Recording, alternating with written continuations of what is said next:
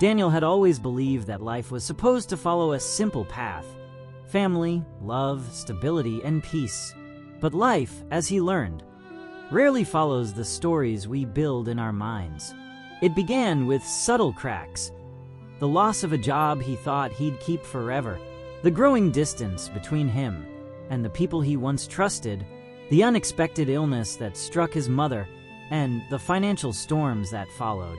Slowly, everything he relied on began to fall apart. One by one, the people he loved walked away, not because they were cruel, but because life had drained them too.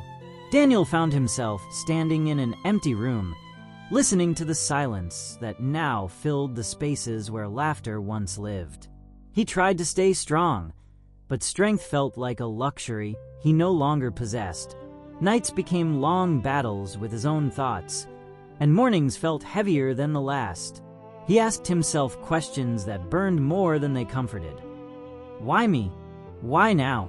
What did I do wrong? Every time he reached out for help, he felt like he was reaching into a void. Even the friends who once promised loyalty began to disappear, leaving him with unanswered messages and fading memories. In moments like these, loneliness doesn't just hurt, it changes a person. Daniel felt the weight of abandonment like a shadow that followed him everywhere. He had no family left nearby, no stable income, no support, and no one to share his exhaustion with. The world kept moving while his life seemed frozen, and the more he tried to hold himself together, the more he felt himself breaking. It was in this darkness, when he had no one left to call, that something unexpected began to stir. Not a voice, not a person, but a feeling he couldn't name yet. One night, as Daniel sat on a cold bench outside an empty church, he reached a point where tears were no longer a choice. They simply fell. The sky above him was dark, heavy with clouds, mirroring the storm inside his chest. His hands shook, not from cold, but from the weight of helplessness crushing him. For the first time in his life, he whispered words he had never said with sincerity. "God, I don't know if you still hear me, but I need you." He didn't expect an answer. He didn't expect a miracle. He simply needed someone or something to feel his pain. And in that quiet moment, he felt something shift. Not a magical wind, not a glowing sign, but a calmness deep in his chest, like a warmth rising inside him. It wasn't dramatic. It wasn't loud. It was gentle, steady, and unmistakably peaceful. That night, he walked into the church, unsure of what he was seeking.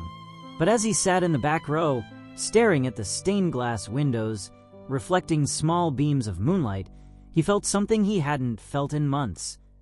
The sense that he wasn't alone. For a long time, Daniel simply sat there, breathing in the silence, allowing it to wrap around him like a blanket. Slowly, memories of his childhood came back. Moments when his mother would pray for him. Moments when he believed life was guided by something bigger than himself. He realized he had been running from faith, thinking he needed to fix his life alone.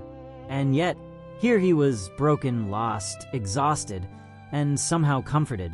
It was the first moment in a long time that he didn't feel abandoned. The world had left him. People had forgotten him. But God had waited.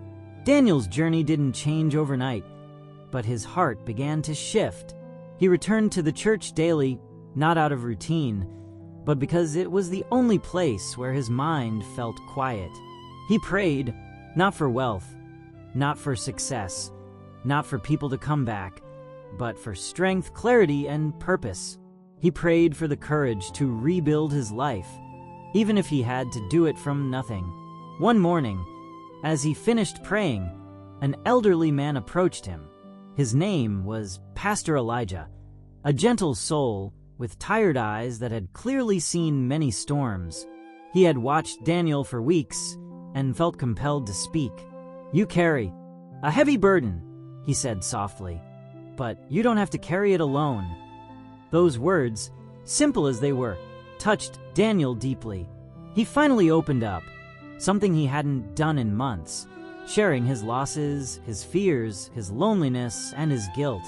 Pastor Elijah didn't offer easy solutions. He didn't promise miracles. He simply listened. And sometimes, listening is the greatest gift one can receive. Slowly, Daniel learned to trust again. Not people, but the process of healing.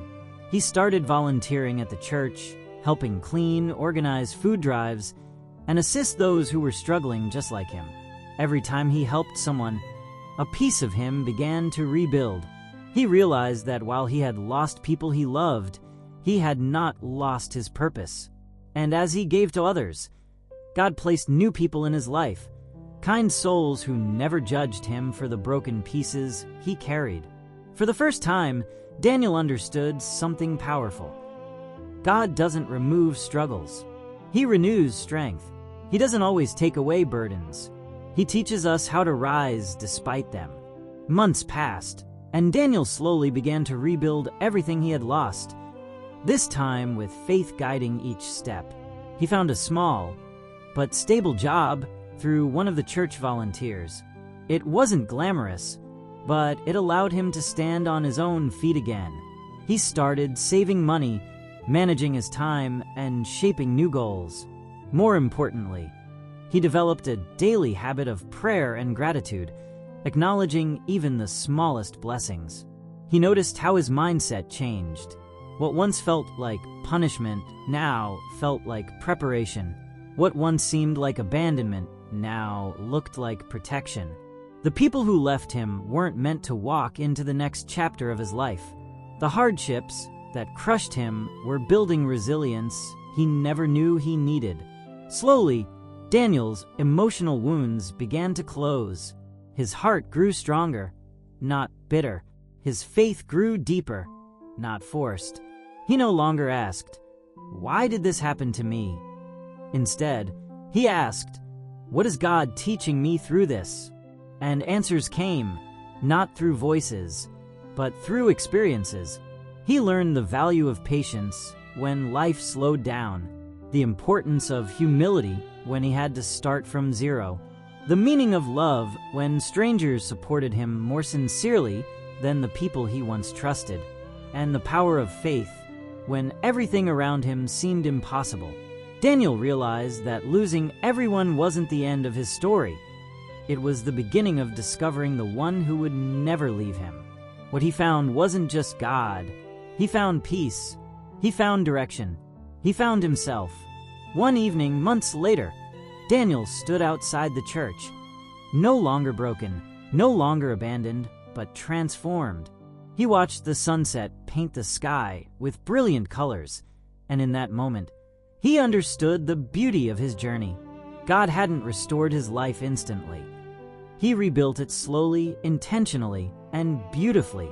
Daniel had regained stability, new friendships, emotional peace, and spiritual strength.